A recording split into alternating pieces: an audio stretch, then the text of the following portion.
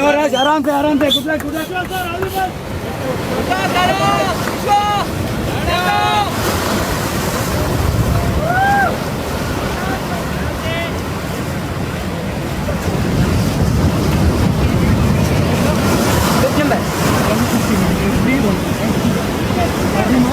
இல்ல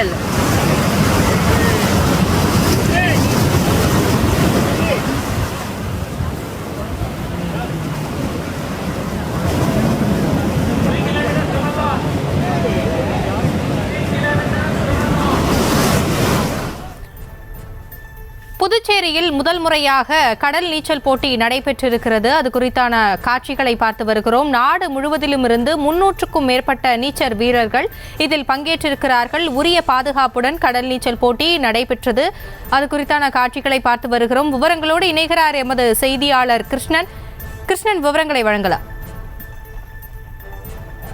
புதுச்சேரி என்றாலே புதுச்சேரிக்கு அதிக அளவில் சுற்றுலா பயணிகள் வருவது அதிகமாக வருகை வருகிறது.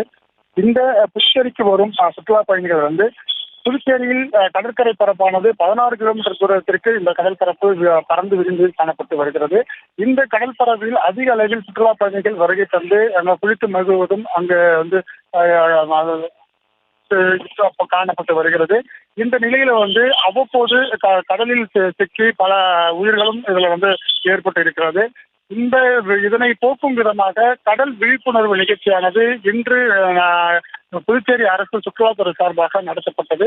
இந்த சுற்றுலாத்துறையின் சார்பாக நடத்தப்பட்ட போட்டியில் நாடு முழுவதும் இருந்து 300க்கும் மேற்பட்ட வீராங்கனைகள் பங்கேற்றனர். மேலும் இந்த கடலில் குளிப்பதன் நன்மைகள் குறித்தும் அவர்கள் விழிப்புணர்வை பொதுமக்களிடம் எடுத்துரைத்தனர். புதுச்சேரியில் உள்ள அனைத்து பொதுமக்களும் இந்த போட்டியை காணுவதற்காக அங்க கடற்கரை பகுதிக்கு வருகை தந்திருந்தனர். இந்த தென்னிந்தியாவில் அதிக அளவில் இந்த கடல் போட்டியானது இதுவரைக்கும் நடைபெற்றதில்லை. கடந்த ஆண்டு கோவளம் மற்றும் கன்னியாகுமரியில் நடத்தப்பட்டது. இது முதல் முறையாக புதுச்சேரியில் நடத்தப்பட்டிருக்கிறது.